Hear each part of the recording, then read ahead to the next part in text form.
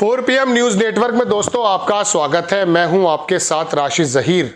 नीतीश कुमार के बारे में महीनों से सालों से ये खबरें बराबर आप सुनते हैं, अब गए तब गए, आ गए पलटी मार गए। मैं इस तरह की खबरों से परहेज करता हूं। कभी कभी एक आध खबर मैंने बहुत ही ऑथेंटिक अगर मुझे मिली है तो मैंने आपको बता दी, लेकिन मैं आपको बिहार के चुनाव के पहले ये बात आगाह करके जा रहा हूं कि नीतीश कुमार का पलटी और अल्टी को तो छोड़ दीजिए, क्या यह चुनाव आखिरी तो नहीं होगा। उनकी राजनीति खत्म होने के कगार पर है। 4 बातें ऐसी आपके सामने रखने जा रहा हूं दोस्तों, जिनको अगर आप आपस में इंटरकनेक्ट करेंगे तो आपको लगेगा कि बात में कुछ जान है। नीतीश कुमार का यह आखिरी चुनाव है या उनकी राजनीति खत्म है, इसका इंतजाम किसी और ने नहीं किया है, भारतीय जनता पार्टी ने कर दिया। किस प्रकार से कर दिया है? देखिए, सबसे पहली बात तो यह है, जनता दल यूनाइटेड, इसके जो बड़े कद्दावर नेता हैं वो भारतीय जनता पार्टी की बोली कैसे बोलने लगे हैं, पहले मैं आपको 1-2 एपिसोड में बता चुका हूं। लल्लन सिंह ने लोकसभा में जिस प्रकार से वक्फ बोर्ड पर भारतीय जनता पार्टी के खेमे में आकर के बिल्कुल ऐसा ही महसूस कराया कि वो उन्हीं के बंदे हैं। संजय झा महाकुंभ में डुबकी लगा रहे हैं। पता ये चलता है दोस्तों कि जनता दल यू में यानी कि नीतीश कुमार की पार्टी में, ये समझ लीजिए नीतीश का वर्चस्व वो नहीं रह गया है जो किसी जमाने में था। जब उनकी पार्टी में ही टूट के करीब नेता बीजेपी की भाषा बोलने लगे हैं तो क्या जनता दल यू कमजोर नहीं हुआ है? अंदाजा कीजिए।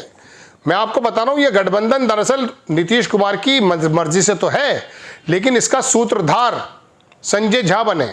सारी दुनिया जानती है कि वो भारतीय जनता पार्टी के कितने करीब हैं। लल्लन सिंह बड़े शानदार नेता मेरी नज़र में आते थे, आज भी हैं, लेकिन वक्फ बोर्ड पर नीतीश कुमार को धता बताते हुए उन्होंने जिस प्रकार से बीजेपी का समर्थन दिया, तभी पता चल गया था कि जदयू में सब कुछ ठीक नहीं है। अब बात पहली हो गई ये। दूसरी बात मैं आपको दोस्तों बताता हूं चिराग पासवान की। चिराग पासवान जिस प्रकार से पहले थोड़े से रीजन के नेता हैं, इसमें कोई दो राय नहीं कि रामविलास पासवान के समय से ही एक एक जाति का वर्ग उनके साथ है, लेकिन 100 सीटों से ज्यादा लड़ गए और नीतीश कुमार की जो सीटें थी उनको आधे से कम कर गए। नीतीश कुमार के लिए चिराग पासवान फिर दोबारा वही काम कर सकते हैं भारतीय जनता पार्टी के इशारे पर। तीसरा नाम नया पैदा होता है जनाबे मन प्रशांत किशोर का। प्रशांत किशोर किस तरफ से पोषित हो रहे हैं, कौन से लोग कौन से नेता उनको पोषित कर रहे हैं, ये तो हम आधिकारिक रूप से नहीं कह सकते, लेकिन लोगों की चर्चा यह है कि प्रशांत किशोर शायद केंद्र में की तरफ से संचालित है। प्रशांत किशोर किस प्रकार से नीतीश कुमार के वोट बैंक पर सेंध लगा रहे हैं, यह भी इस चुनाव में पता चल जाएगा। और चौथी बात दोस्तों यह है कि नीतीश कुमार का खुद का गिरता हुआ स्वास्थ्य, कोई कहता है उन्हें मेंटेशिया कोई करके बीमारी है दिमागी, उसकी वजह से वो भूल जाते हैं। तो पता ये चल रहा है कि नीतीश कुमार जो इतना कद्दावर नेता थे या हैं, बिहार में उनके बिना कोई भी उम्मीदें कि कोई पार्टी लगा नहीं पाती है। उनका महिला वोट बैंक, उनका कुर्मी वोट बैंक, उनका पिछड़ा वोट बैंक, ये तमाम उनसे छिटकता जा रहा है। अब वो अगर छिटकेगा तो 2 तरफ जाएगा, या तो भाजपा में जाएगा या फिर लालू प्रसाद की तरफ जाएगा। अब लालू प्रसाद के तरफ जाने में कितने चांसेस हैं? अति पिछड़ा वोट कांग्रेस की वजह से, लालू प्रसाद के लड़के की वजह से हो सकता है वो तेजस्वी यादव के गुट में चला जाए। दूसरी बात मैं आपको बता दूं, जो एंटी इनकम्बेंसी वाला वोट है, जो भाजपा से थोड़ा सा नाराज रहता है लेकिन नीतीश कुमार की वजह से जाता है, वो हो सकता है कांग्रेस पे चला जाए।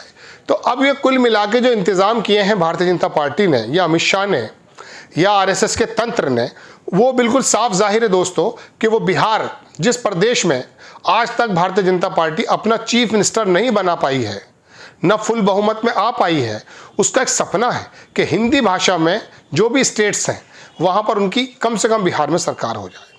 और इसमें कोई दो राय नहीं है कि अभी तेजस्वी यादव और कांग्रेस ने मिलकर के जो डेंट पहुँचाया था, इतना ज़्यादा तो नहीं पहुँच पाया है, लेकिन फिर भी 8-10 सीटों का जो डेंट था, पहले तो 38-39 सीटें में से शायद एक आधी सीट रह गई थी गालिबन, सारी की सारी जो है नीतीश कुमार ने और भारतीय जनता पार्टी ने जीत ली थी।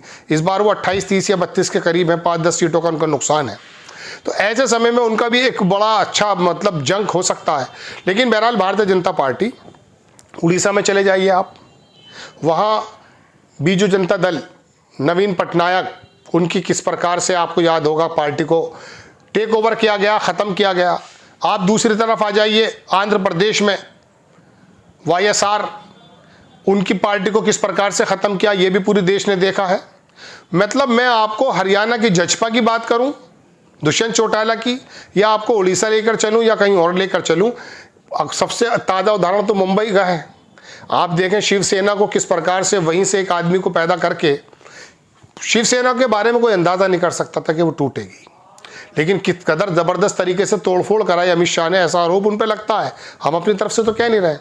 तो बहरहाल दोस्तों बात यह है कि इस बार अगले शिंदे, अगले उद्धव ठाकरे, अगले दुष्यंत चौटाला, अगले नवीन पटनायक, अगले YSR, कितने नामों, मैं हर प्रदेश में जाऊंगा आपको नई बात लगी, अगला नाम जो है वो नीतीश कुमार का अगर आप गिन सकते हैं तो गिन सकते हैं।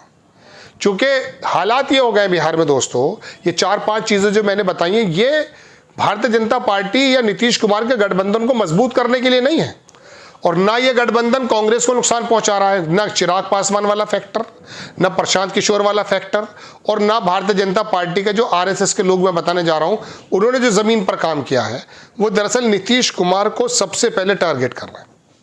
इस बात को नीतीश कुमार भी जानते हैं, लेकिन नीतीश कुमार करें तो क्या करें। जनता दल यू के बड़े बड़े नेता ही जब उनका दामन छोड़ करके भारतीय जनता पार्टी की गोद में बैठने को तैयार हैं और गठबंधन को मजबूती से निभाने के लिए मजबूर कर दे रहे हैं, ऐसा लोग कहते हैं, तो नीतीश कुमार करें तो क्या करें।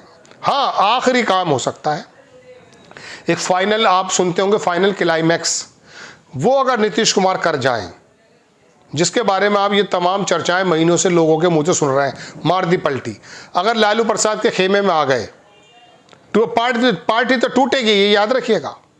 लेकिन हो सकता है जाते जाते कोई ऐसा आखिरी बॉल पे छक्का मार जाए नीतीश कुमार कि भारतीय जनता पार्टी की उम्मीदें बिहार के अंदर जमींदोज हो जाएं और कांग्रेस और तेजस्वी यादव की पार्टी मजबूत हो जाए। लेकिन तेजस्वी यादव के फिलहाल जो बयान आ रहे हैं उससे कहीं कोई गुंजाइश नज़र मुझे नहीं आ रही।